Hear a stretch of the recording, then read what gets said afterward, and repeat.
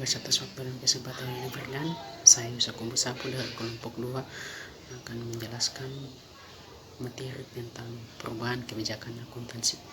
Perubahan kebijakan akuntansi mencakup perubahan dari satu kebijakan akuntansi yang diterima kebijakan akuntansi yang lainnya. Misalnya, perusahaan dapat mengubah dasar penetapan harga persediaan dari metode rata-rata ke FIFO. Sebaliknya, mungkin mengubah metode pengukuran pendapatan kontrak konstruksi jangka panjang dari metode pemulihan biaya ke metode presentasi penyelesaian. Perusahaan harus memeriksa secara teliti setiap situasi untuk memastikan bahwa perubahan dalam kebijakan telah benar-benar terjadi. Adopsi kebijakan baru sebagai pengakuan atas kejadian yang terjadi untuk pertama kalinya atau yang sebelumnya bersifat tidak material bukan merupakan perubahan kebijakan akuntansi. Misalnya, perubahan kebijakan akuntansi tidak terjadi ketika perusahaan menerapkan metode persediaan, misalnya FIFO, untuk persediaan yang baru diperoleh meskipun FIFO berbeda dengan yang digunakan untuk persediaan yang tercatat sebelumnya. Ada 3 kemungkinan pendekatan untuk melaporkan perubahan kebijakan akuntansi. Yang pertama, melaporkan perubahan saat ini. Dalam pendekatan ini, perusahaan melaporkan dampak kumulatif dari perubahan dalam laporan laba rugi tahun berjalan.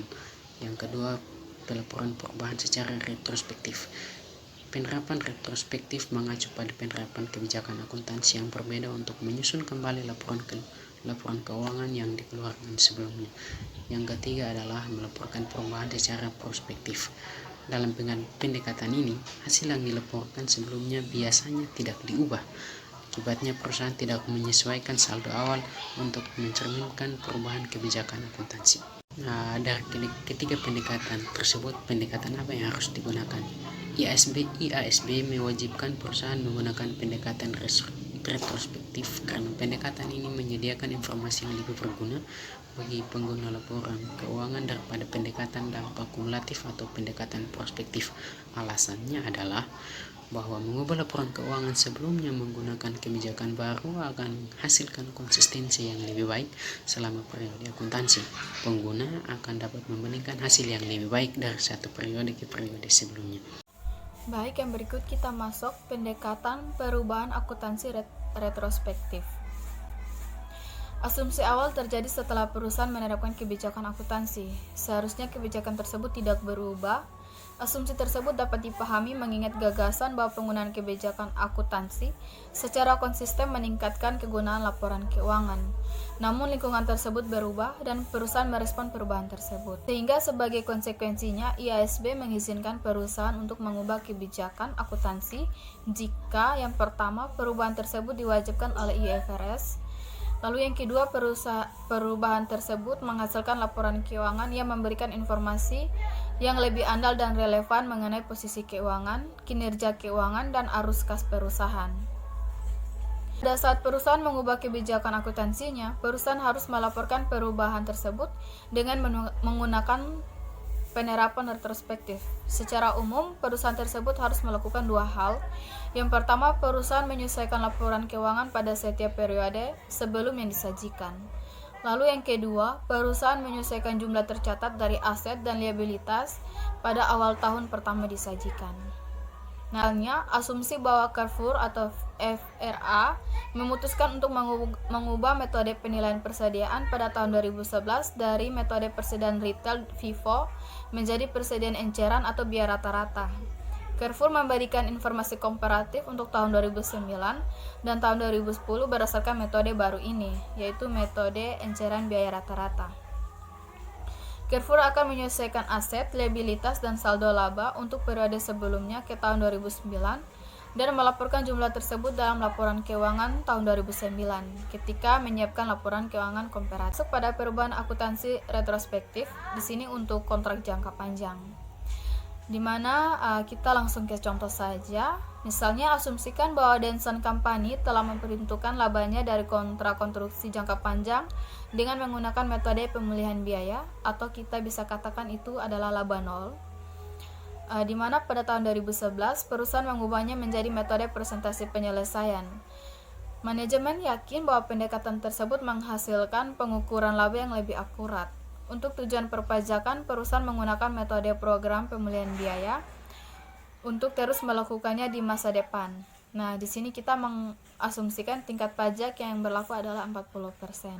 Teman-teman bisa melihat di situ dia menggunakan dua metode, di mana metode pemulihan biaya dan metode presentasi penyelesaian. Yang pertama kita lihat pada metode pemulihan biaya. Dansan kampanye untuk laporan laba rugi sebagian untuk tahun yang berakhir pada 31 Desember. Nah, di situ terdapat 3 tahun di mana 2009, 2010 dan 2011. Di situ terdapat dua transaksi di mana laba sebelum pajak penghasilan pada tahun 2009 sebesar 400.000 euro, 2010 160 euro, 2011 sebesar 190 euro. Lalu pajak pertambahan nilai pada tahun 2009 sebesar 160 euro, 2010 64.000 euro dan 2011 76.000 euro. Sehingga kita dapat laba netonya itu dari selisih antara laba sebelum pajak penghasilan dan pajak pertambahan 6.000 euro. Sehingga kita dapat laba netonya itu dari selisih antara laba sebelum pajak penghasilan dan pajak pertambahan nilai. Sehingga pada 2009 sebesar 240 euro, 2010 96.000 euro dan 2011 114.000 euro. Nah, tadi kan metode pemulihan biaya. Sekarang kita masuk pada metode presentasi penyelesaian. Pada dansan kampanye laporan laba rugi sebagian untuk tahun yang berakhir 31 Desember. Di mana laba sebelum pajak penghasilan untuk 2009 sebesar 600 euro, 2010 180 euro, 2011 200.000 euro. Kemudian pajak pertambahan nilai 240.000 euro, 2010 72.000 euro, 2011 80.000 euro. Sehingga didapat laba neto sebesar 360 euro. Dan untuk 2009, kemudian 2010 didapat 108.000 euro dan 2011 mendapat 120.000 euro.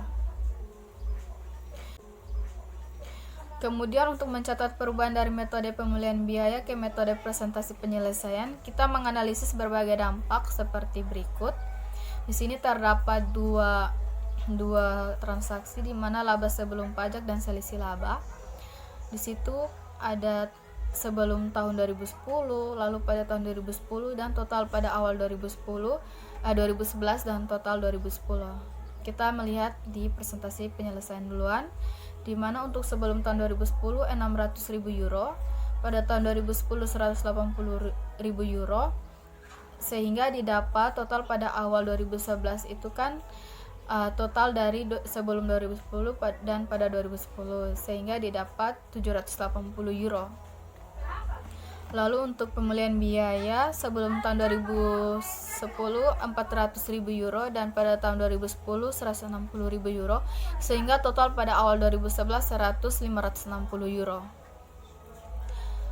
Sehingga selisih laba yang untuk tahun sebelum tahun 2010 sebesar 200.000 euro didapat dari selisih antara presentasi penyelesaian dengan pemulihan biaya, dan pajaknya dikenakan 80.000 euro, pengaruh laba setelah pajak 120.000 euro. Lalu pada tahun 2010 selisihnya sebesar 20.000 euro dan pajak sebesar 8.000 euro dan pengaruh laba setelah pajak sedapat 12.000 euro. Sehingga total pada awal 2011 untuk presentasi penyelesaian 280.000 dan pemulihan biaya 560.000 euro, sehingga selisihnya 220.000 euro dan pajak 88.000 euro, lalu pengaruh laba setelah pajak 132.000 euro. Jadi total pada tahun 2010 untuk presentasi penyelesaian 200.000 euro, pemulihan biaya 190.000 euro, selisih 10.000 euro, pajak 4.000 euro, dan pengaruh laba setelah pajak 6.000 euro. Sehingga jurnal untuk mencatat perubahan pada awal tahun 2011 menjadi konstruksi dalam proses 220.000 pada liabilitas pajak.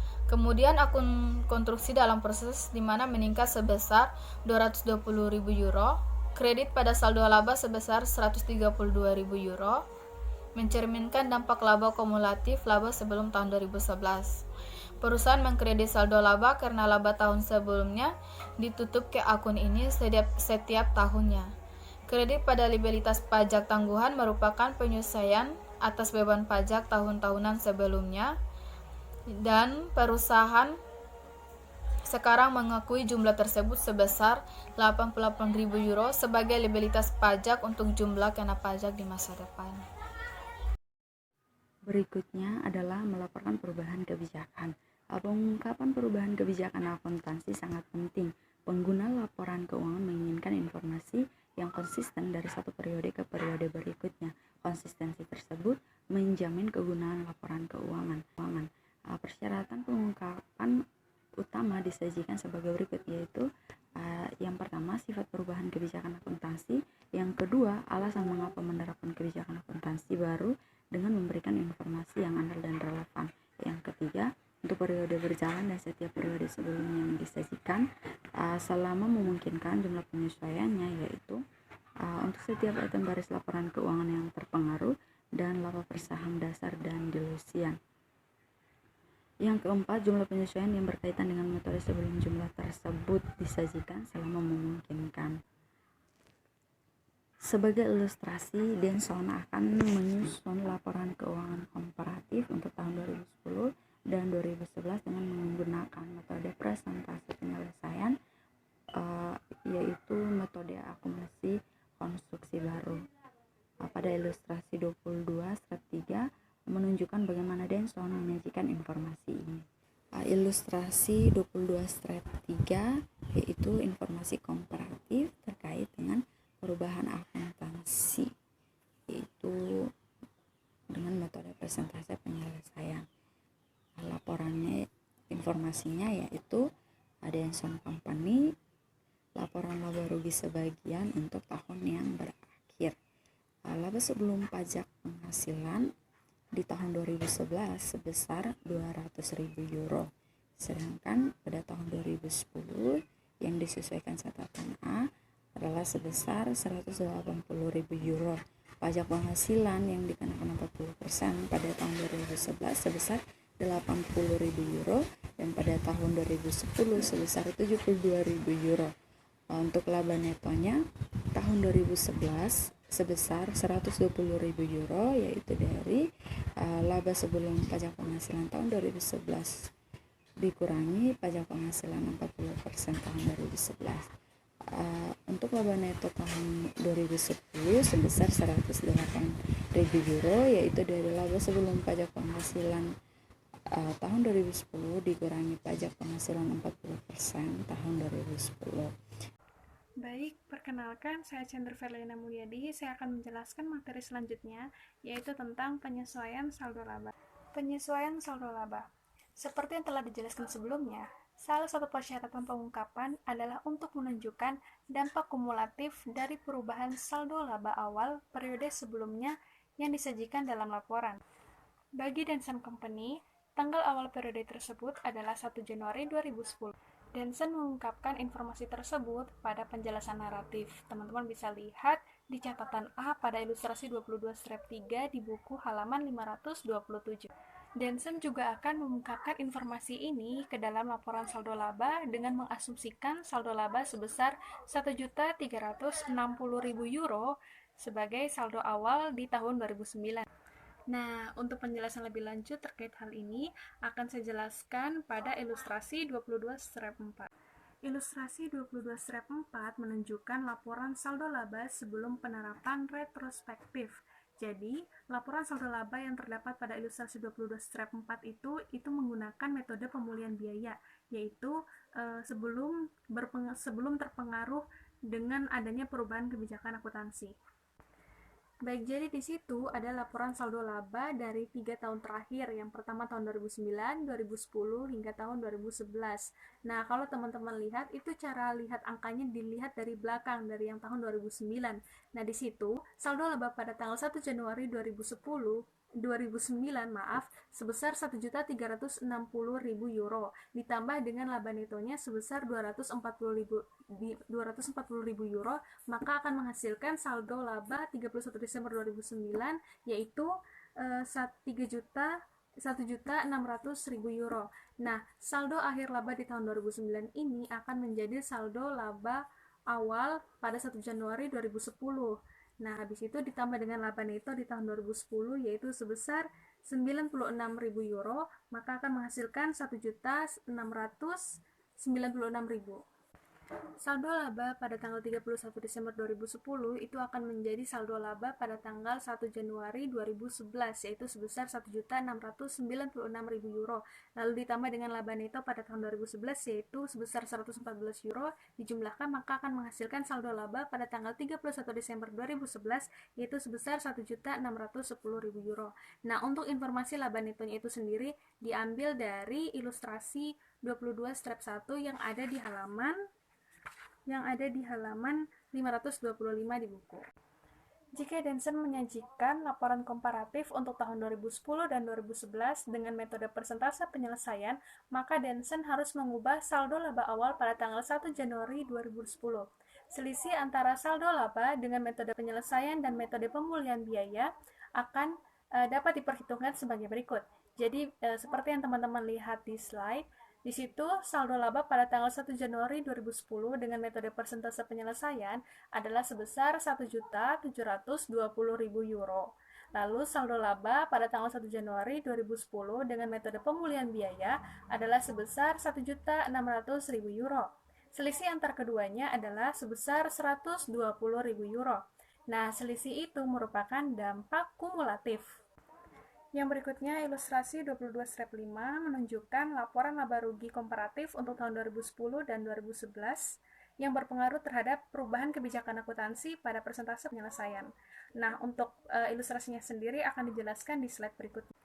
Baik, pada ilustrasi 22 strap 5 itu menunjukkan laporan saldo laba setelah penerapan retrospektif untuk tahun 2010 dan 2011. Kita lihat dari belakang dari tahun 2010, di situ saldo yang dilaporkan pada tanggal 1 Januari itu sebesar 1.600.000 euro, lalu ditambah dengan penyesuaian atas dampak kumulatif sebesar 120.000 euro, maka akan menghasilkan saldo laba yang disesuaikan sebesar 1.720.000 euro.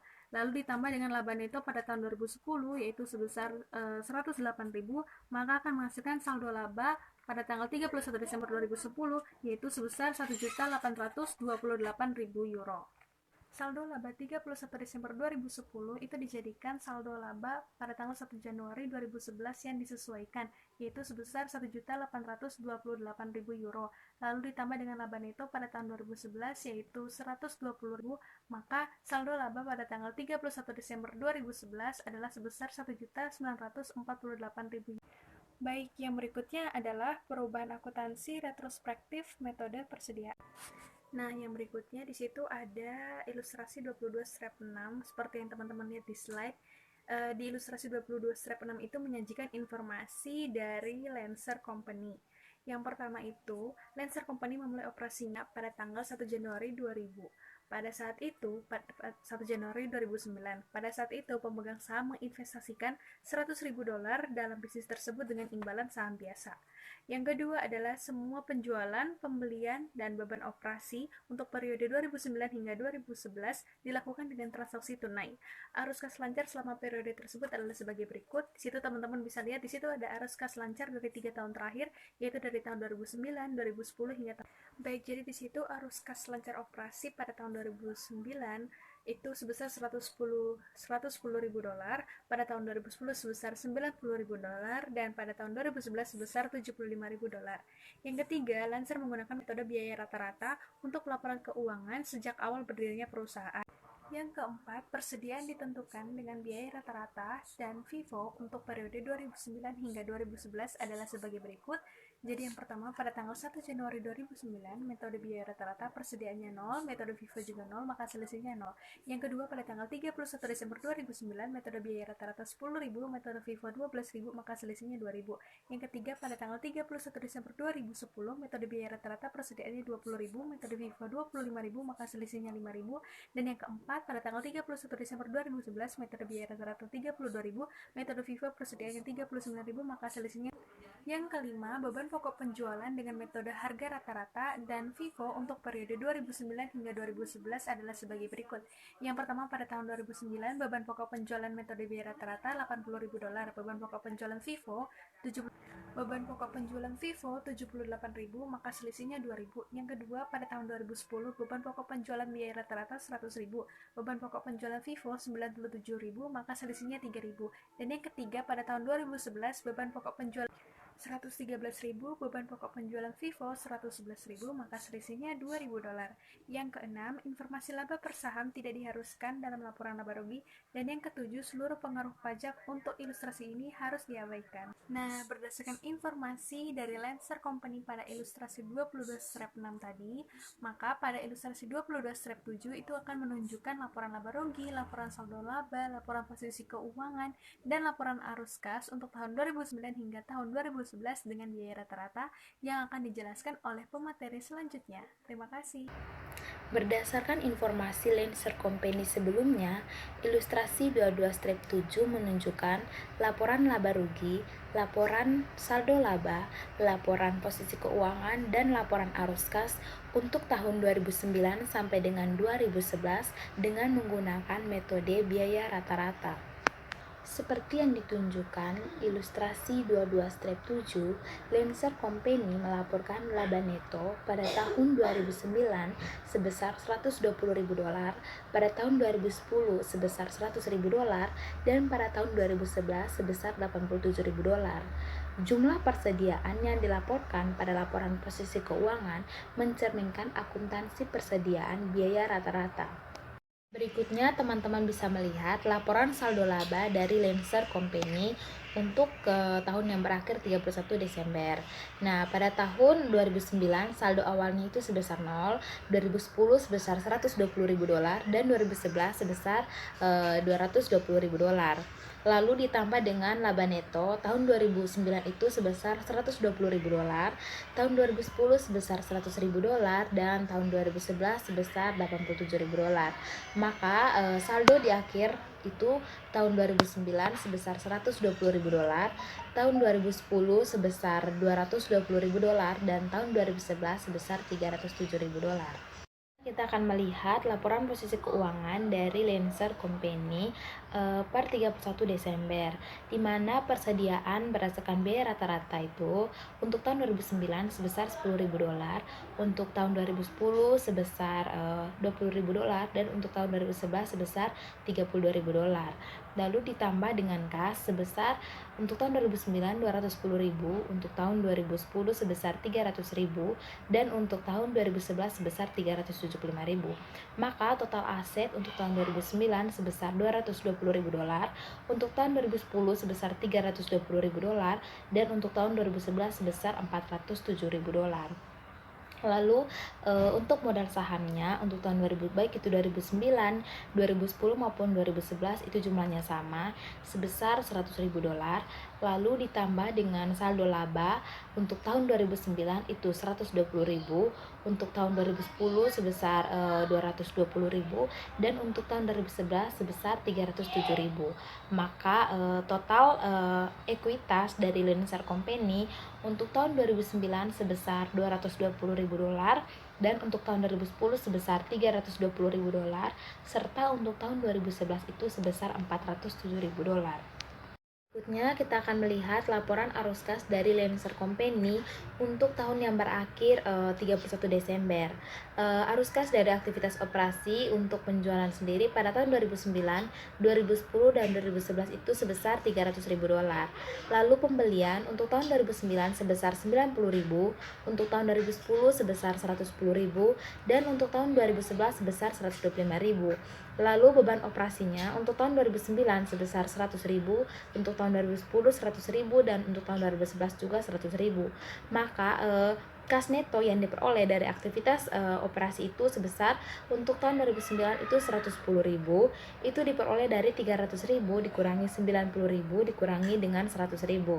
Lalu untuk tahun 2010 90.000 itu diperoleh dari 300.000 dikurangi 110.000 dikurangi dengan 100.000, dan untuk tahun 2011 itu sebesar 75.000 diperoleh dari 300.000 dikurangi 125.000 dikurangi dengan 100.000. Berikutnya arus kas dari aktivitas pendanaan, itu berupa penerimaan saham biasa yang dilakukan pada tahun 2009 sebesar 100.000, dan 2010 serta 2011 itu tidak ada pendanaan dari saham biasa. Lalu kenaikan neto pada kas itu sebesar 2009 210.000 diperoleh dari kas neto yang diperoleh dari arus aktivitas operasi tadi dijumlahkan dengan penerbitan saham biasa, yaitu 110 ditambah dengan 100.000.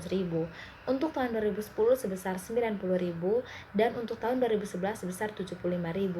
Maka kas pada awal tahun itu 0 untuk tahun 2009, tahun 2010-nya 210.000 dan tahun 2011-nya sebesar 300.000. Dan kas pada akhir tahun itu pada tahun 2009 itu sebesar 210.000 itu diperoleh dari kenaikan neto pada kas dijumlahkan dengan kas pada awal tahun. Lalu 2010 itu sebesar 300.000 diperoleh dari 90.000 ditambah dengan 210.000, dan pada tahun 2011 sebesar 375.000 dolar itu diperoleh dari 75.000 ditambah dengan 300.000. Berikutnya kita akan masuk pada ilustrasi 12-8. Ilustrasi 12-8 menunjukkan laporan keuangan dari Lancer Company untuk tahun 2009 sampai dengan 2011 berupa laporan saldo laba, laporan laba rugi, laporan posisi keuangan, dan laporan arus kas dengan menggunakan metode FIFO. Pada ilustrasi 12-8 ini menunjukkan laporan laba rugi dan laporan saldo laba dari Lancer Company.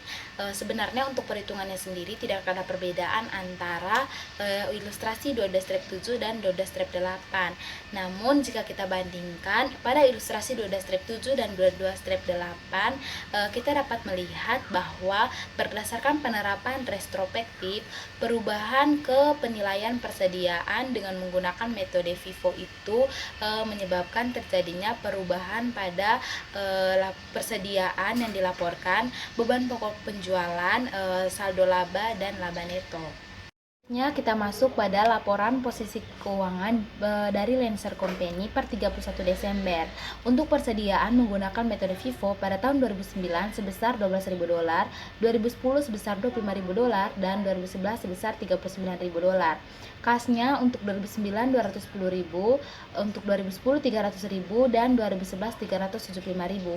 Maka total aset dari Lancer Company untuk tahun 2009 sebesar 222.000 dolar, 2010 sebesar 325.000 dolar, dan 2011 sebesar 414.000 dolar. Untuk modal saham baik 2010, 2009 maupun 2011 sebesar 100.000 dolar. Saldo labanya untuk 2009 sebesar 122.000, untuk 2010 sebesar 225.000, dan 2011 sebesar 314.000. Maka total ekuitas dari Lancer Company tahun 2009 sebesar 222.000 dolar, 2010 sebesar 325.000 dolar, dan 2011 sebesar 414.000 dolar. Yang terakhir merupakan laporan arus kas dari Lancer Company dengan menggunakan metode FIFO. Laporan arus kas menggunakan metode FIFO sama dengan menggunakan metode biaya rata-rata. Meskipun laba neto setiap periode berbeda, namun tidak memberikan pengaruh terhadap arus kas. Namun jika kita mempertimbangkan pajak penghasilan, maka akan memberikan pengaruh terhadap arus kas. Baik, perkenalkan nama saya Nur Hakiki. Saya akan menjelaskan tentang melaporkan perubahan kebijakan. Laporan keuangan komparatif Lancer Company untuk tahun 2010 dan 2011 dengan menggunakan metode FIFO. Berikut laporan laba rugi untuk tahun yang berakhir pada tanggal 31 Desember. Pada tahun 2011, penjualan yang terjadi sebesar 300.000 dolar.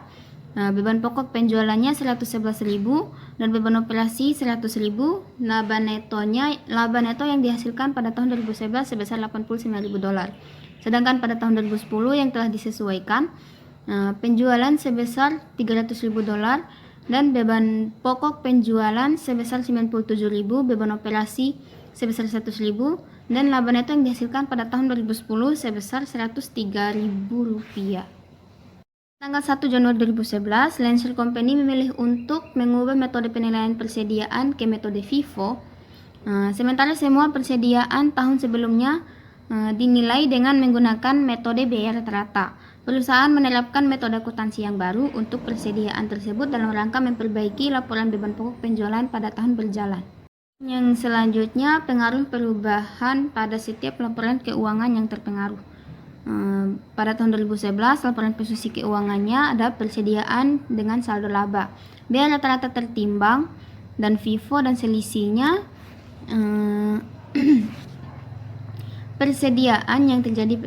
Persediaan pada metode biaya rata-rata tertimbang sebesar $32.000 dan FIFO sebesar $39.000.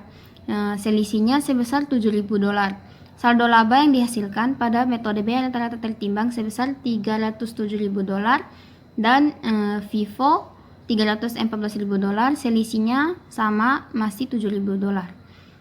Beban pokok penjualan pada biaya rata-rata tertimbang sebesar $113.000, sedangkan pada FIFO $111.000.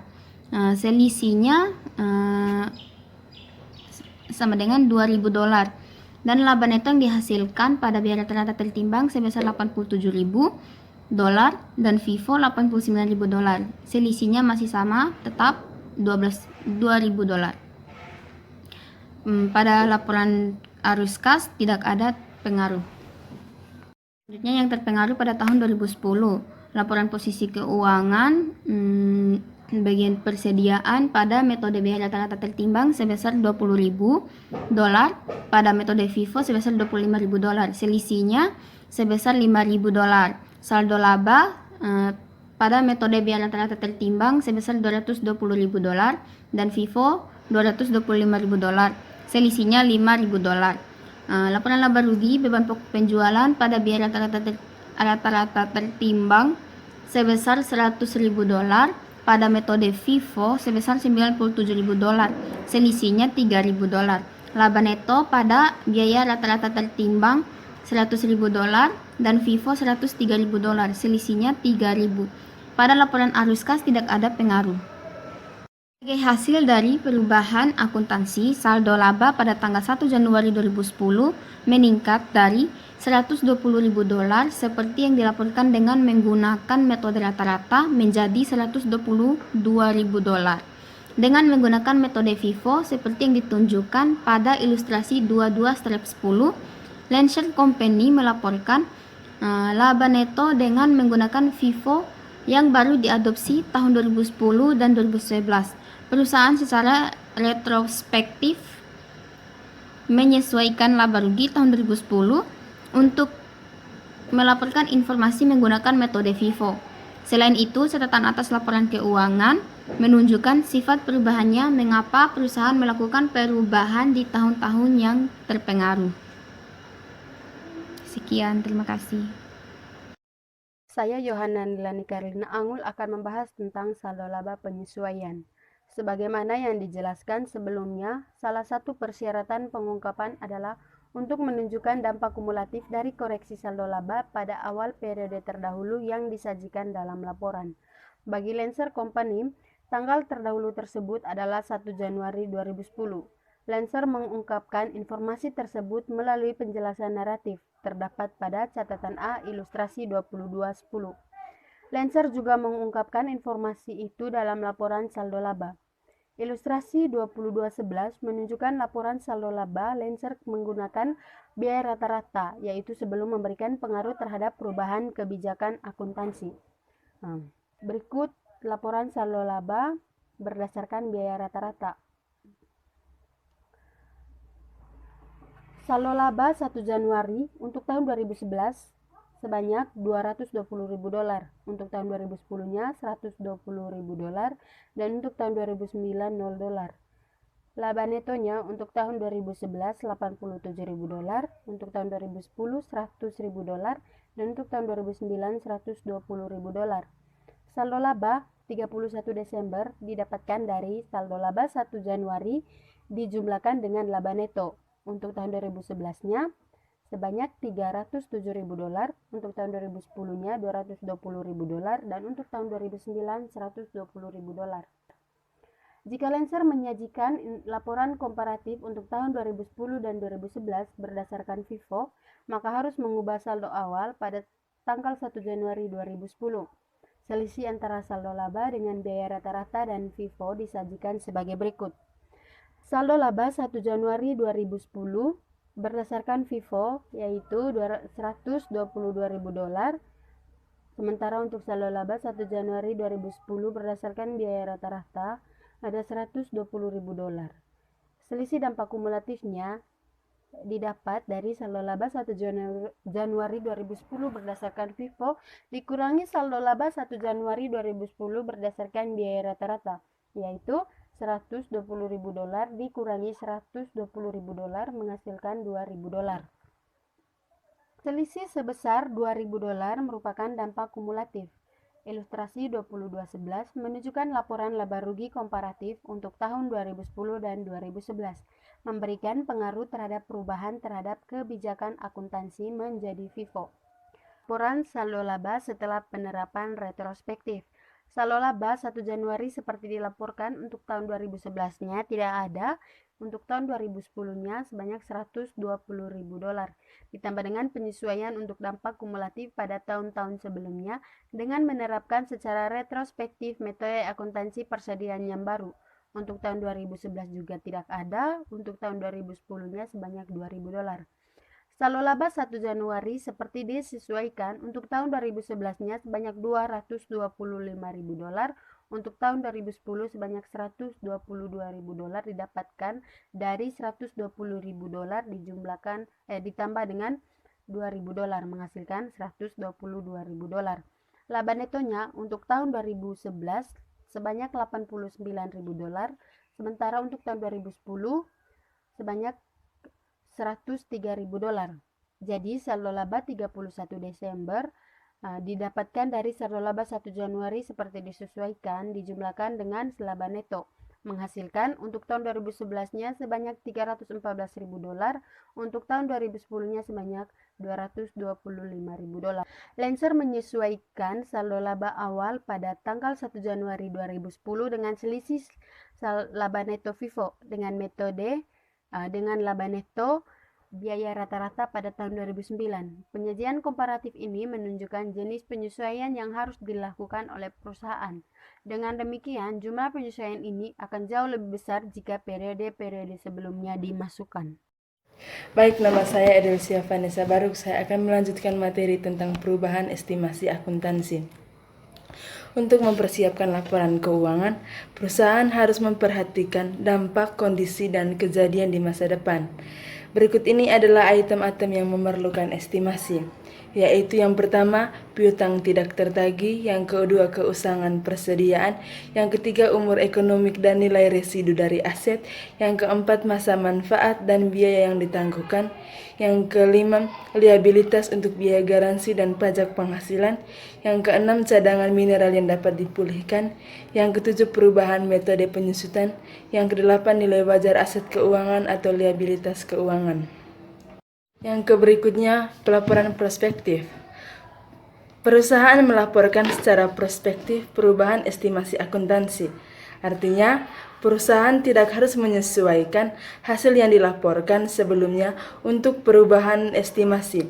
Sebaliknya, perusahaan memperhitungkan pengaruh dari sebuah perubahan estimasi pada satu periode perubahan jika perubahan tersebut hanya mempengaruhi periode bersangkutan. Misalnya, perubahan estimasi jumlah piutang tidak tertagih hanya berpengaruh pada laba periode berjalan, atau yang kedua, periode perubahan dan periode masa depan jika perubahan tersebut mempengaruhi keduanya. Misalnya, perubahan estimasi masa manfaat yang dapat disusutkan mempengaruhi beban penyusutan pada periode berjalan dan masa depan. Yang berikutnya, LASB melihat perubahan estimasi sehingga koreksi dan penyesuaian biasa yang berulang menimbulkan sifat dari proses akuntansi. Dengan demikian, perlakuan retrospektif atau atas transaksi tersebut diizinkan. Sebagai ilustrasi, Underbright Labs membeli gedung sebesar 300.000 US dollar yang pada awalnya diperkirakan memiliki masa manfaat 15 tahun dan tidak ada nilai residu. Perusahaan mencatat penyusutan selama 5 tahun berturut-turut. Pada tanggal 1 Januari 2011, Underbright Labs merevisi estimasi masa manfaatnya sehingga memperkirakan aset gedung tersebut untuk memiliki total masa manfaat selama 25 tahun. Asumsikan bahwa masa manfaat untuk pelaporan keuangan dan pajak dan metode penyusutan adalah sama. Jadi penyelesaiannya adalah nilai buku setelah penyusutan 5 tahun. Pertama, gedung sebesar 300.000 US dollar dikurangi akumulasi penyusutan dikurangi gedung, yaitu 5 tahun dikali 20.000 US dollar sama dengan 100.000 pada nilai buku gedung sebesar 200.000 US dollar. Underbright Labs mencatat penyusutan untuk tahun 2011 sebagai berikut. Beban penyusutan sebesar 10.000 pada akumulasi penyusutan gedung sebesar 10.000. Perusahaan menghitung beban penyusutan sebesar 10.000 US dollar sebagai berikut. Penyusutan setelah perubahan estimasi, beban penyusutan sama dengan nilai buku aset per sisa masa manfaat, yaitu 200.000 US dollar per 25 tahun dikurangi 5 tahun sama dengan 10.000 US dollar. Contoh lainnya adalah perubahan metode penyusutan dan juga amortisasi atau depresi. Oleh karena perusahaan mengubah metode penyusutan berdasarkan pada perubahan estimasi mengenai manfaat masa depan dari aset jangka panjang, maka tidak mungkin untuk memisahkan pengaruh-pengaruh perubahan akuntansi dari perubahan estimasi tersebut. Akibatnya, perusahaan memperhitungkan perubahan metode penyusutan sebagai perubahan estimasi. Masalah serupa juga terjadi dalam membedakan antara perubahan estimasi dan koreksi kesalahan. Meskipun dalam hal ini jawabannya lebih jelas, bagaimana perusahaan menentukan apakah informasi tersebut diabaikan pada periode sebelumnya atau kesalahan, atau apakah perusahaan memperoleh informasi baru atau perubahan estimasi. Klasifikasi yang tepat sangat penting karena koreksi kesalahan memiliki perlakuan akuntansi yang berbeda dengan perubahan estimasi. Aturan umumnya adalah bahwa perusahaan harus mempertimbangkan pengungkapan. Perusahaan harus mengungkapkan sifat dan jumlah perubahan dalam estimasi akuntansi yang berpengaruh pada periode berjalan atau diperkirakan akan berpengaruh pada periode masa depan atau kecuali tidak praktis untuk memperkirakan pengaruh tersebut. Sebagian perusahaan tidak harus mengungkapkan perubahan estimasi akuntansi yang dilakukan sebagai bagian dari operasi normal, seperti cadangan piutang tidak tertagih atau keusangan, kecuali jika perubahan tersebut bersifat material. Baik, yang berikut adalah koreksi kesalahan. Kesalahan tertentu seperti kesalahan klasifikasi pada saat laporan keuangan tidak signifikan bagi investor dibandingkan dengan kesalahan lainnya. Kesalahan yang signifikan adalah kesalahan yang mengakibatkan penyajian yang lebih besar terhadap aset atau laba. Secara umum, kesalahan akuntansi meliputi jenis berikut. Yang pertama, perubahan dari kebijakan akuntansi yang umumnya tidak diterima dengan kebijakan akuntansi yang diterima. Alasannya karena perusahaan yang salah menyajikan periode sebelumnya karena penerapan kebijakan akuntansi yang salah. Yang kedua, kesalahan matematis, seperti salah menghitung jumlah persediaan pada saat menghitung nilai persediaan. Yang ketiga, perubahan estimasi yang terjadi karena ada etika tidak baik dari perusahaan. Misalnya, perusahaan mungkin telah menggunakan tingkat penyusutan yang tidak realistis. Yang keempat, kelalaian, seperti kegagalan untuk mengakru atau menangguhkan beban dan pendapatan tertentu pada akhir periode. Yang kelima, penyalahgunaan fakta, seperti kegagalan menggunakan nilai residu dalam menghitung dasar penyusutan untuk pendekatan garis lurus. Yang keenam, klasifikasi biaya yang tidak tetap sebagai beban dan bukan sebagai aset, atau sebaliknya. Berikut kesalahan akuntansi terjadi karena berbagai alasan. 11 kategori utama kesalahan akuntansi yang menyebabkan penyajian kembali, yaitu yang pertama, pengakuan beban. Penyajian kembalinya mencatat beban pada periode yang salah atau untuk jumlah yang salah. Yang kedua, pengakuan pendapatan. Penghitungan pendapatan yang tidak benar. Kategori ini pengakuan yang tidak tepat pada pendapatan, pengakuan atas pendapatan yang diragukan, atau sejumlah kesalahan terkait lainnya yang menyebabkan pendapatan salah dilaporkan. Yang ketiga, misklasifikasi. Kesalahan klasifikasi pos akuntansi yang signifikan dalam laporan keuangan, laporan laba rugi, atau laporan arus kas. Kesalahan ini mencakup penyajian kembali yang diakibatkan misklasifikasi akun lancar atau tidak lancar, atau akun yang berpengaruh terhadap arus kas dari operasi. Yang keempat, ekuitas dan lain-lain. Jenis penyajian kembalinya, penghitungan tidak tepat atas EPS, saham terbatas, waran, dan instrumen ekuitas lain. Yang kelima, cadangan atau kontingensi. Jenis penyajian kembalinya, kesalahan yang mencakup akun piutang tidak tertagih, cadangan persediaan, penyisihan pajak penghasilan, dan kontingensi keuangan. Yang keenam, aset jangka panjang. Jenis penyajian kembalinya, penurunan nilai aset, goodwill, atau pos terkait lainnya. Yang ketujuh, perpajakan. Jenis penyajian kembalinya, kesalahan yang mencakup koreksi atas provisi pajak, perlakuan liabilitas yang tidak tepat, dan pos pajak terkait lainnya. Yang ke-8, ekuitas dan penghasilan komprehensif lain.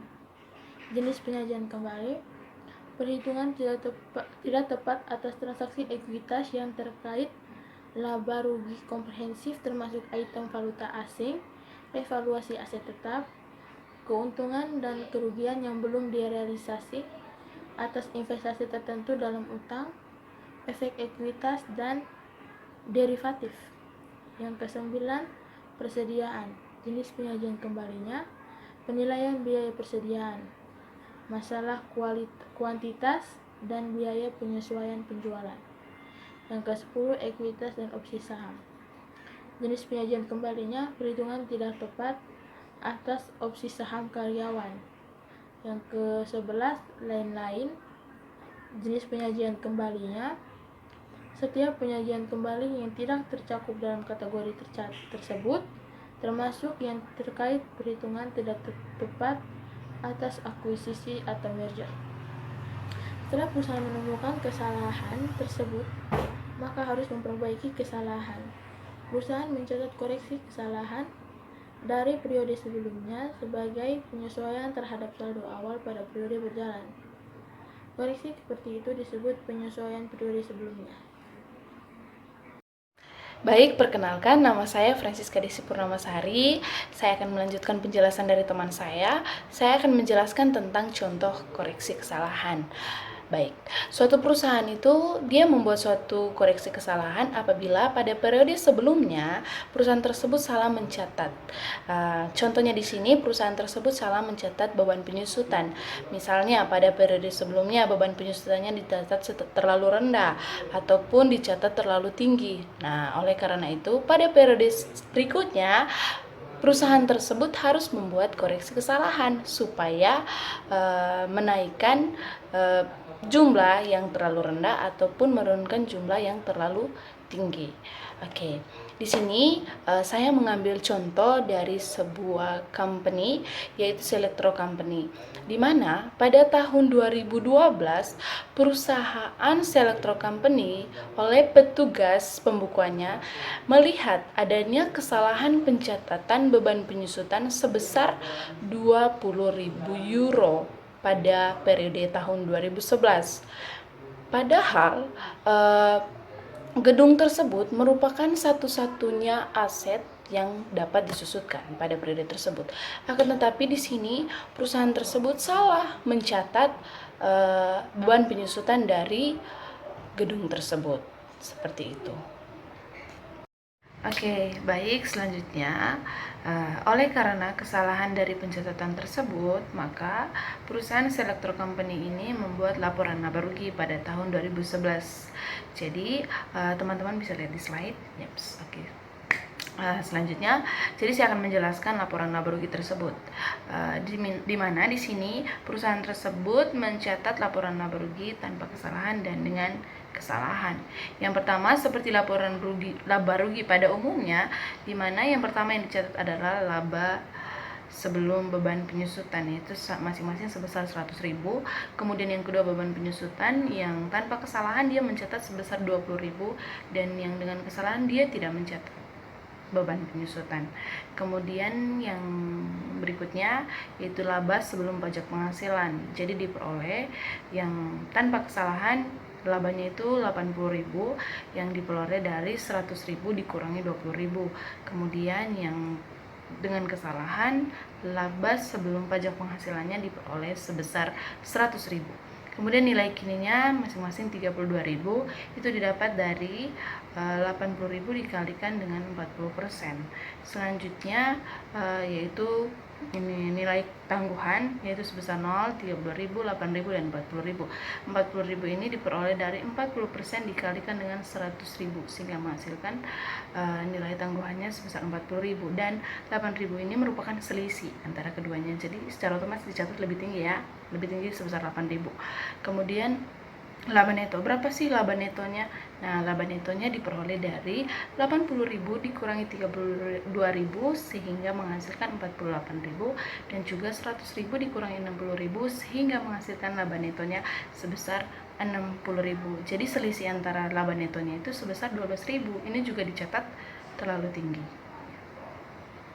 Baik, saya akan melanjutkan berkaitan dengan jurnal yang dibuat oleh perusahaan Selectro ini. Nah, sama seperti laporan laba rugi, perusahaan ini juga membuat jurnalnya dibagi ke dalam dua. Yang pertama untuk tanpa kesalahan, dan yang kedua untuk dengan kesalahan. Baik, yang pertama yang tanpa kesalahan, mereka membuat beban penyusutan pada akumulasi penyusutan gedung sebesar 20.000, dan juga beban pajak penghasilan pada utang pajak penghasilannya sebesar 32.000. Nah, untuk yang dengan kesalahan, mereka tidak mencatat adanya beban penyusutan. Kemudian mereka mencatat bahwa besarnya beban pajak penghasilan sebesar 40.000 pada liabilitas pajak tangguhan sebesar 8.000, dan juga pada utang pajak penghasilan sebesar 32.000. Baik, selanjutnya saya akan menjelaskan tentang pengaruh terhadap laporan laba rugi dan laporan posisi keuangan akibat kesalahan pencatatan tersebut. Yang pertama, terhadap laporan laba rugi pada periode tersebut, yaitu yang pertama, beban penyusutannya dicatat terlalu rendah sebesar 20.000. Kemudian, yang kedua, beban pajak penghasilannya dicatat terlalu tinggi sebesar 8.000. Kemudian yang ketiga, laba netonya dicatat terlalu tinggi sebesar 12.000. Selanjutnya, pengaruh terhadap laporan posisi keuangan. Apa sih pengaruhnya? Yang pertama, akumulasi penyusutan gedungnya terlalu rendah sebesar 20.000, dan juga yang terjadi adalah liabilitas pajak tangguhannya dicatat terlalu tinggi sebesar 8.000. Selanjutnya, mungkin teman-teman bertanya, bagaimana cara untuk mengatasi itu? Maka yang perlu dilakukan adalah membuat jurnal penyesuaian. Nah, teman-teman bisa lihat di slide. Perusahaan harus membuat jurnal penyesuaian. Yang pertama, yang harus dicatat oleh perusahaan adalah saldo laba harus didebit sebesar 12.000. Nah, kenapa didebit? Hal itu dilakukan untuk mengurangi nilainya. Karena saldo laba itu kan merupakan liabilitas dan kewajiban kan. Kewajiban itu dia kalau bertambah secara otomatis dia dikredit. Maka untuk mengurangi itu pindahlah dia ke debit. Begitu pula dengan liabilitas pajak tangguhan yang sebesar 8.000, dia juga posisinya harus di debit, yaitu untuk mengurangi nilai tersebut. Karena ia merupakan kewajiban yang kalau bertambah di kredit, dan kalau dia berkurang maka dia di debit. Selanjutnya, yang berkaitan dengan akumulasi penyusutan gedung. Nah, akumulasi penyusutan gedung harus dikreditkan. Hal itu bertujuan untuk mengurangi nilai buku pada akun tersebut sehingga pencatatan itu dapat lebih baik, dan juga dengan hal itu maka pencatatan tersebut yang salah tadi dapat dibenarkan. Oleh karena itu hal itu yang dilakukan. Kemudian mungkin teman-teman bertanya, kalau laporan periode tunggalnya itu bagaimana? Nah, pada laporan periode tunggal itu untuk mengetahui satu periodenya, informasi untuk satu periode. Maka misalnya perusahaan tersebut memiliki laba awalnya itu sebesar 350.000 euro. Kemudian dia punya laba netonya sebesar 400.000 euro. Maka itu akan dijelaskan oleh teman saya di laporan komprehensif nanti. Nah, kemudian bagaimana dalam laporan periode tunggal? Laporan posisi keuangannya bagaimana? Dalam laporan posisi keuangannya bahwa perusahaan tidak mencatat lagi tentang liabilitas pajak tangguhan. Kemudian akumulasi penyusutan gedungnya akan dilaporkan dengan mengalami kenaikan. Seperti itu. Terima kasih. Baik teman-teman, perkenalkan nama saya Alexandro Jomini Magikongen dari kelas 4B jurusan akuntansi. Saya akan menjelaskan materi tentang laporan komparatif. Oke, langsung saja saya akan menjelaskan materinya. Ketika mempersiapkan laporan keuangan komparatif, perusahaan harus membuat penyesuaian untuk mengoreksi jumlah yang mempengaruhi semua akun yang dilaporkan dalam laporan keuangan untuk semua periode yang dilaporkan. Perusahaan harus menyajikan kembali data yang disajikan setiap tahun sampai benar.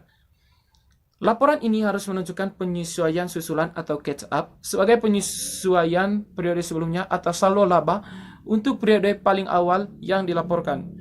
Persyaratan ini pada dasarnya sama dengan melaporkan perubahan kebijakan akuntansi. Yang berikut, saya akan menjelaskan laporan saldo laba dari Selectro Company untuk tahun yang berakhir pada 31 Desember 2012. Yang pertama itu, saldo laba pada 1 Januari dilaporkan 350.000 pada kredit. Kemudian, koreksi kesalahan pada debit 20.000 dikurangi pengurangan pajak penghasilannya diterapkan 8.000 pada debit, sehingga 20.000 dikurangi 8.000 menghasilkan 12.000. Kemudian untuk mendapatkan saldo laba 1 Januari yang disesuaikan, 350.000 dikurangi dengan 12.000 menghasilkan 338.000. Kemudian ditambah dengan laba neto 400.000 menghasilkan saldo laba pada 31 Desember 738.000. Ilustrasi 22/20 menunjukkan akun yang disajikan kembali oleh Selectro dalam laporan keuangan 2011. Pada laporan keuangan atau pada laporan posisi keuangan, yang pertama, akumulasi penyusutan gedung 20.000 mengalami kenaikan, liabilitas pajak tangguhan 8.000 mengalami penurunan, saldo laba akhir 12.000 mengalami penurunan. Yang berikut pada laporan laba rugi, beban penyusutan gedung 20.000 mengalami kenaikan, beban pajak penghasilan 8.000 mengalami penurunan, laba neto 12.000 mengalami penurunan. Yang berikut pada laporan saldo laba akhir atau akibat laba neto yang lebih rendah selama periode tersebut 12.000 mengalami penurunan.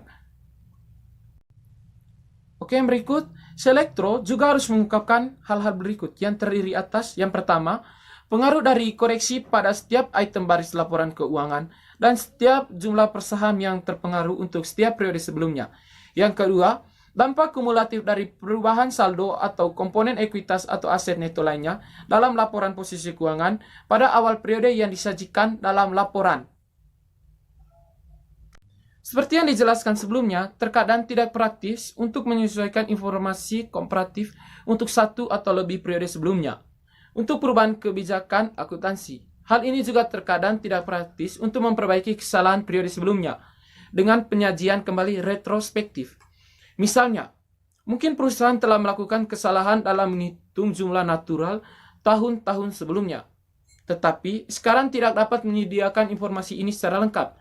Sebagai akibatnya, penyesuaian dilakukan pada awal periode di mana penerapan retrospektif diterapkan. Sekian dan terima kasih. Baik, terima kasih atas kesempatannya. Saya Pascaline Yohana Deli akan membawakan materi tentang ringkasan perubahan akuntansi dan koreksi kesalahan. Dalam perubahan akuntansi terdapat perubahan kebijakan akuntansi yang menggunakan metode pendekatan retrospektif seperti yang pertama, mengubah laporan keuangan dari semua periode yang berjalan, dan yang kedua, mengungkapkan pada tahun perubahan tersebut disajikan, dan yang ketiga melaporkan penyesuaian terhadap saldo awal. Tidak praktis untuk menentukan pengaruh periode sebelumnya, maka hal-hal yang perlu dilakukan adalah tidak mengubah pola laba dari tahun sebelumnya, menggunakan saldo aset awal, dan yang ketiga mengungkapkan pengaruh dari perubahan aset awal tersebut. Kedua adalah perubahan estimasi akuntansi. Dalam perubahan estimasi akuntansi ini menggunakan metode atau pendekatan terkini atau prospektif. Hal-hal yang dilakukan adalah yang pertama, melaporkan laporan keuangan terkini, yang kedua, menyajikan laporan keuangan sebelumnya, dan yang ketiga, tidak membuat penyesuaian dari saldo awal tersebut. Yang ketiga adalah perubahan karena kesalahan. Dalam perubahan ini menggunakan metode atau pendekatan penyajian kembali. Hal-hal yang perlu dilakukan adalah yang pertama, mengoreksi semua laporan keuangan periode sebelumnya, dan yang kedua, menyatakan kembali saldo laba awal tersebut. Yang berikut adalah motivasi untuk perubahan kebijakan akuntansi. Yang pertama adalah biaya politik. Semakin besar perusahaan, semakin besar kemungkinan perusahaan tersebut untuk tunduk pada peraturan, dan kemungkinan juga perusahaan tersebut dapat menerapkan pendekatan penurunan laba. Berikut adalah struktur modal. Struktur modal dalam sebuah perusahaan dapat mempengaruhi pemilihan kebijakan akuntansi dalam perusahaan tersebut. Dalam hal ini, perusahaan harus mampu memilih kebijakan akuntansi yang berkaitan erat dengan peningkatan laba neto. Selanjutnya adalah tentang pembayaran bonus. Pembayaran bonus ini berkaitan erat dengan manajer laba sebuah perusahaan, di mana hal ini manajemen akan berperan aktif dalam memilih kebijakan akuntansi yang meningkatkan pembayaran bonus mereka. Berikutnya adalah tentang perataan laba. Dalam hal ini, perusahaan berhak mengelola dan meratakan labanya. Biasanya pihak manajemen akan memilih laporan laba dan rugi yang meningkat secara bertahap.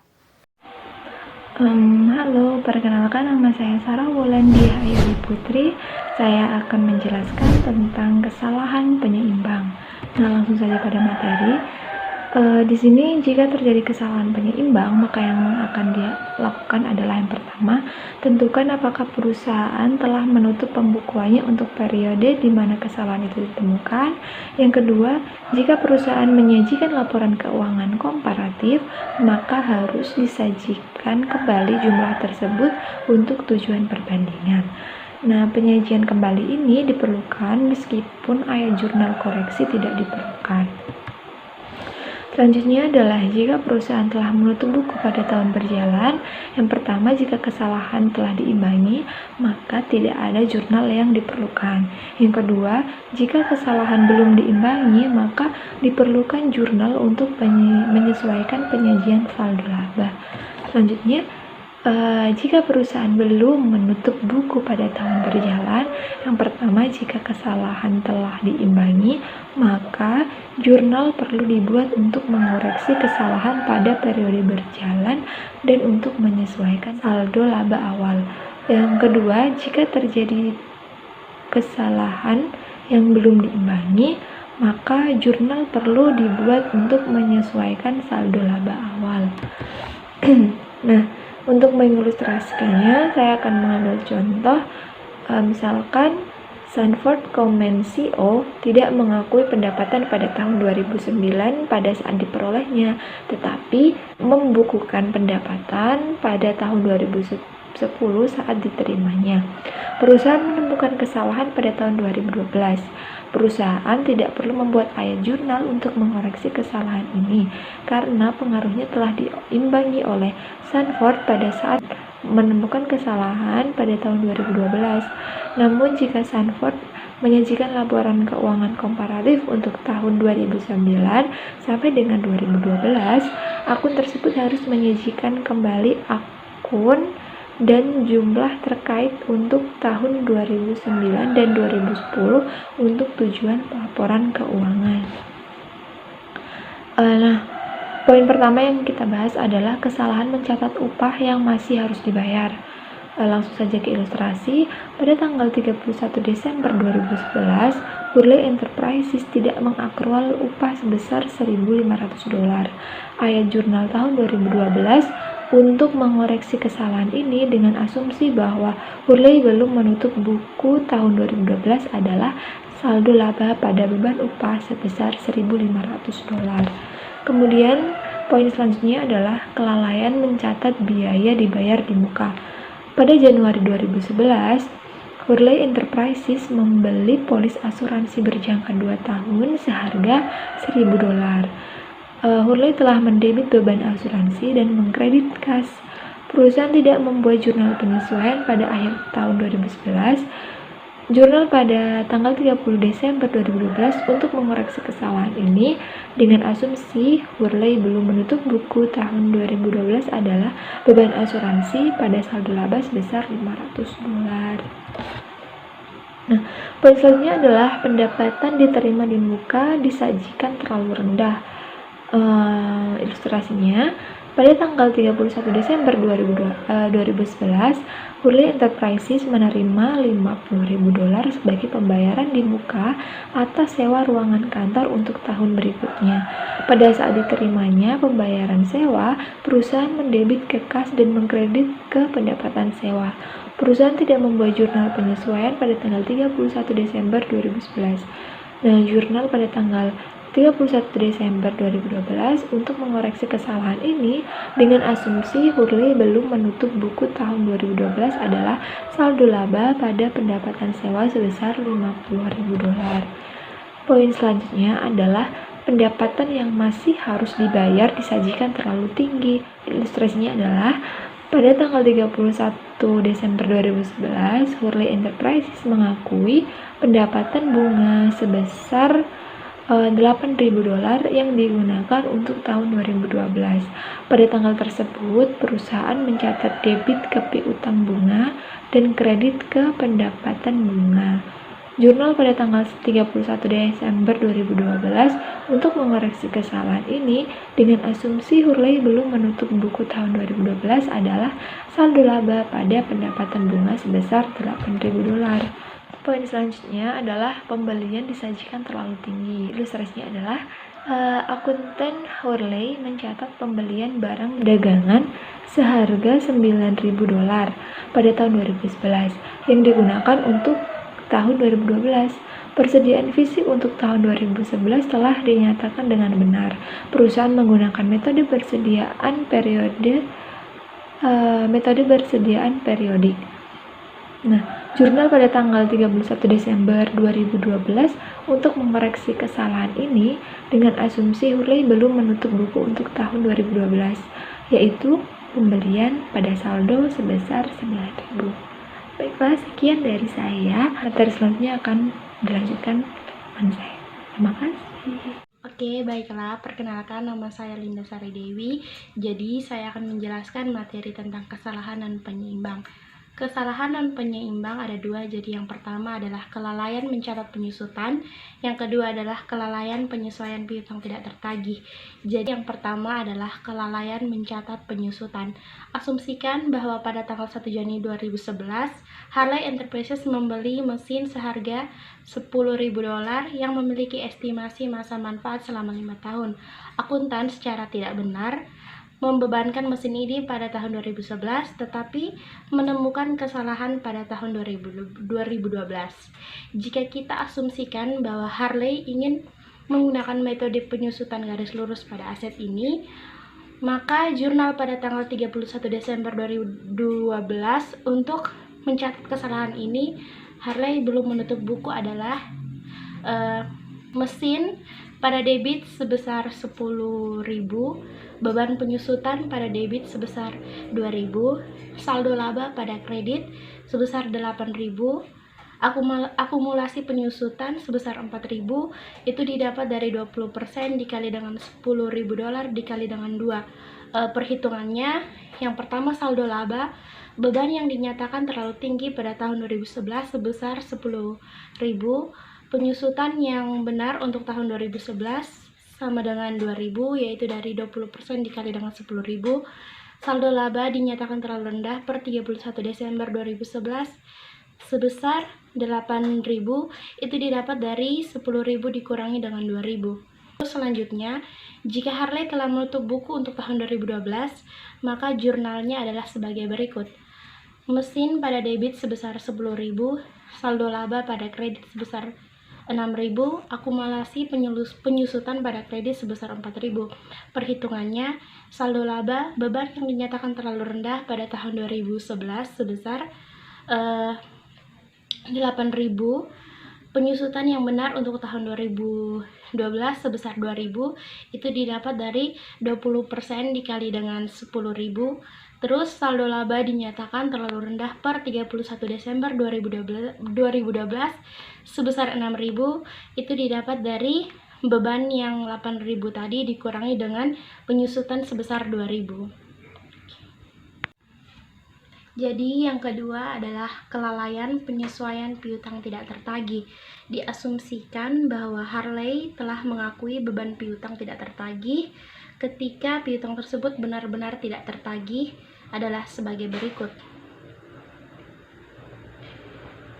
Dari penjualan tahun 2011 sebesar $550, 2012 sebesar $690.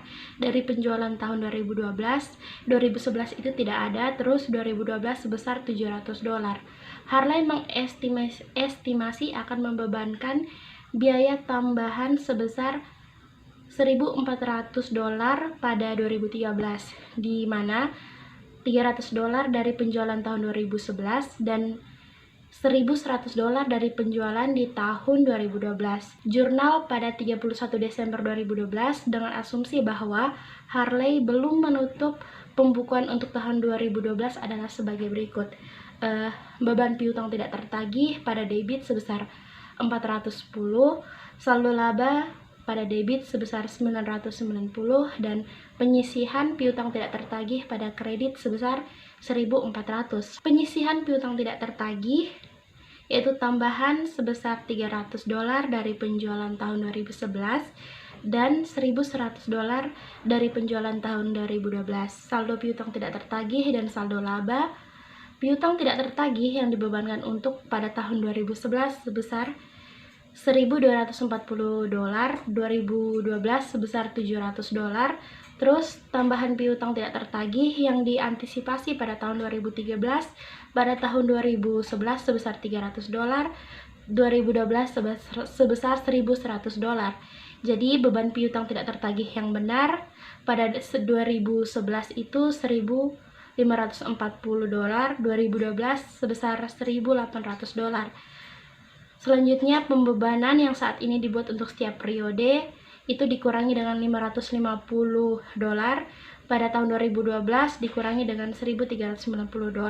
Jadi penyesuaian piutang tidak tertagih sebesar pada tahun 2011 $990 dan pada tahun 2012 sebesar $410.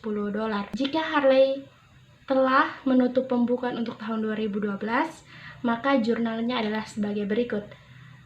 Saldo laba sebesar $1.400 pada debit dan penyisihan piutang tidak tertagih sebesar $1.400 di kredit. Terima kasih. Dengan asumsi bahwa Hudson Company tidak menutup pembukuan, maka jurnal koreksi pada tanggal 31 Desember 2012 adalah untuk mengoreksi beban yang tidak tepat atas beban upah tahun 2012, jurnalnya saldo laba pada beban upah sebesar 1.400. Untuk mencatat beban upah yang tidak tepat pada tahun 2012, jurnalnya beban upah pada utang upah sebesar 1.500. Untuk mencatat beban asuransi yang tepat pada tahun 2012, jurnalnya beban asuransi pada saldo laba sebesar 1.200. Untuk mengoreksi kredit yang tidak tepat ke pendapatan bunga tahun 2012, jurnalnya pendapatan bunga pada saldo laba sebesar 240.000. Untuk mencatat penghapusan mesin pada tahun 2011 dan penyesuaian saldo laba, jurnalnya saldo laba dan akumulasi penyusutan pada mesin. Saldo laba sebesar 1.500, akumulasi penyusutan sebesar 2.400, mesin sebesar 3.900. Untuk mengoreksi pembebanan yang tidak tepat atas beban penyusutan pada akhir tahun 2011 dan 2012, jurnalnya akumulasi penyusutan pada beban penyusutan dan saldo laba. akumulasi penyusutan sebesar 780, beban penyusutan sebesar 390, saldo laba sebesar 390. Jika Hudson Company telah menutup pembukuannya pada tahun 2012, maka jurnal koreksinya adalah untuk mencatat beban upah yang tepat untuk tahun 2012, jurnalnya saldo laba pada utang upah sebesar 1.500. Untuk mencatat penghapusan mesin pada tahun 2011 dan penyesuaian saldo laba, jurnalnya saldo laba dan akumulasi penyusutan pada mesin. Saldo laba sebesar 1.500, akumulasi penyusutan sebesar 2.400, mesin sebesar 3.900. Untuk mengoreksi pembebanan yang tidak tepat atas beban penyusutan pada tahun 2011 dan 2012, jurnalnya akumulasi penyusutan pada saldo laba sebesar 780.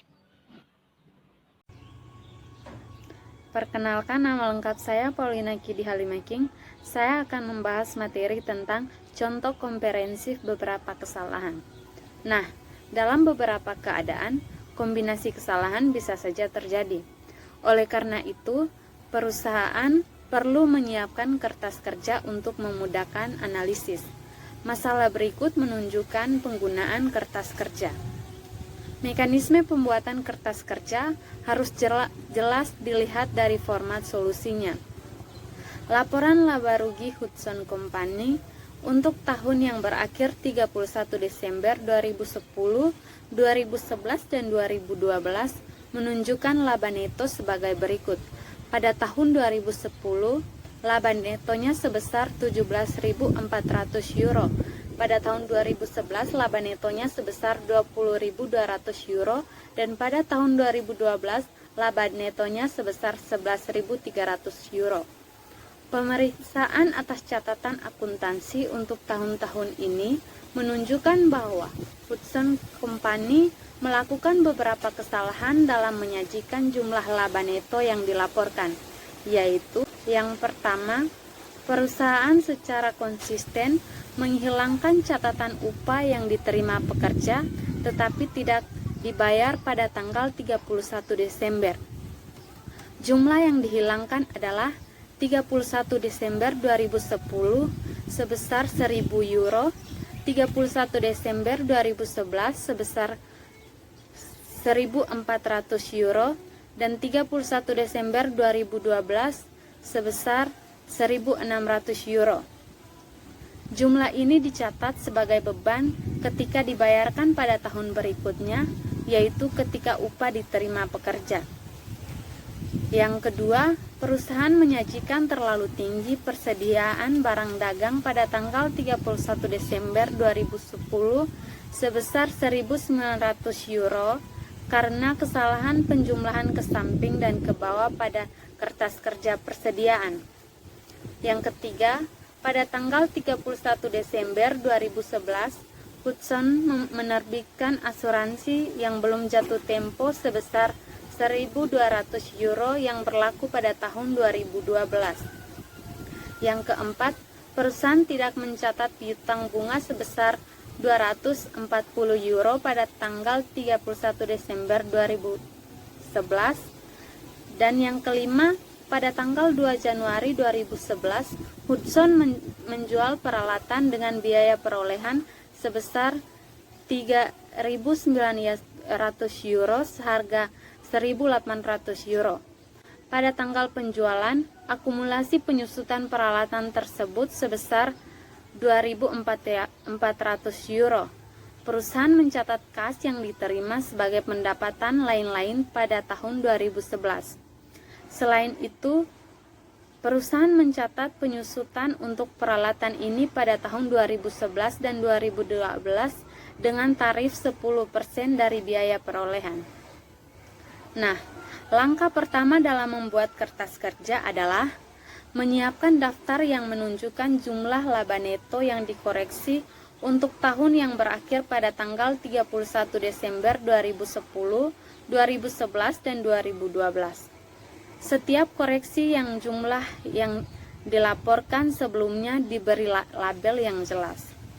Yang kedua, langkah selanjutnya adalah menunjukkan laporan posisi keuangan yang terpengaruh pada tanggal 31 Desember 2012. Nah, ilustrasi berikut ini menunjukkan kertas kerja yang lengkap untuk Hudson Company. Pada analisis lembar kerja perubahan laba neto seperti yang dilaporkan pada tahun 2010 sebesar 17.400 euro, pada tahun 2011 sebesar 20.200 euro, pada tahun 2012 sebesar 11.300 euro, sehingga totalnya menjadi 48.900 euro. Upah belum dibayar pada tanggal 31 Desember 2010 sebesar 1.000. Nah, pada tahun 2011 dibayar sehingga totalnya menjadi 0. Upah belum dibayar pada tanggal 31 Desember 2011 sebesar 1.400. Pada tahun 2012 dibayar 1.400 sehingga totalnya menjadi 0. Upah belum dibayar pada tanggal 31 Desember 2012 sebesar 1.600. Totalnya menjadi 1.600. Nah, pada koreksi laporan posisi keuangan per 31 Desember 2012 masuk di dalam kredit, masuk pada kolom kredit menjadi 1.600 dan di akunnya ditulis utang upah.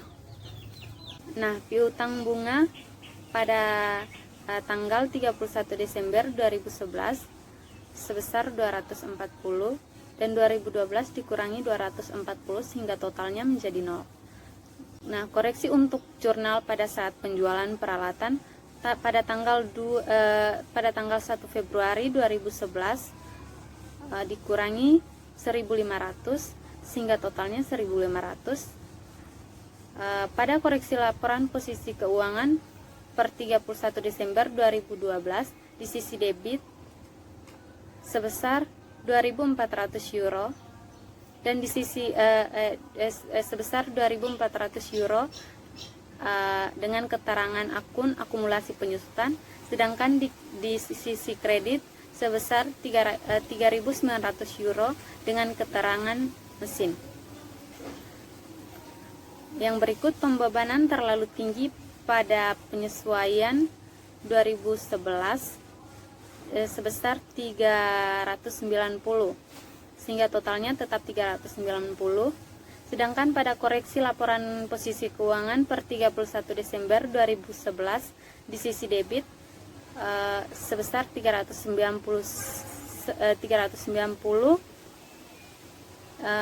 dengan keterangan akun akumulasi penyusutan. Yang berikut pembebanan terlalu tinggi pada penyesuaian 2012 sebesar 390 sehingga totalnya tetap 390. Koreksi laporan posisi keuangan per 31 Desember 2012 pada posisi debit sebesar 390 dan pada keterangan akunnya adalah akumulasi penyusutan. Nah, laba neto yang didekorasi pada tahun 2010 sebesar 14.500 euro, pada tahun 2011 sebesar 22.030 euro, pada tahun 2012 sebesar 10.050 euro, dan totalnya menjadi 46.580. Nah, untuk biaya perolehan pada tahun 2010 sebesar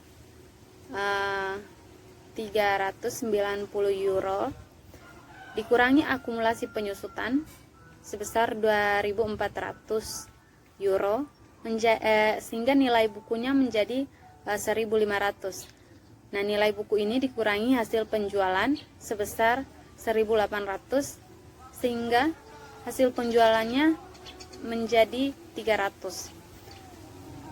Hasil penjualan ini dikurangi lagi laba dilaporkan sebesar 1.800 sehingga penyesuaiannya menjadi minus 1.500 euro.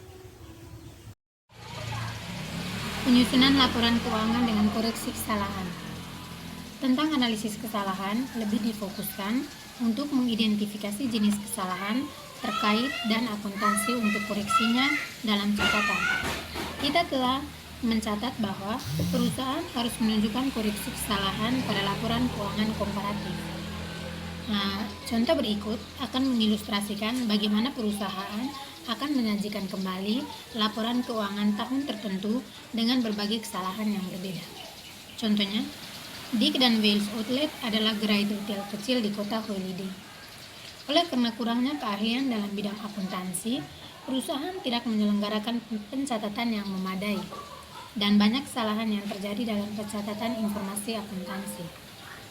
Kesalahan-kesalahan tersebut seperti yang pertama, petugas pembukuan secara tidak sengaja melakukan kelalaian dalam mencatat penerimaan kas sebesar $1.000 untuk penjualan barang dagang pada tahun 2012.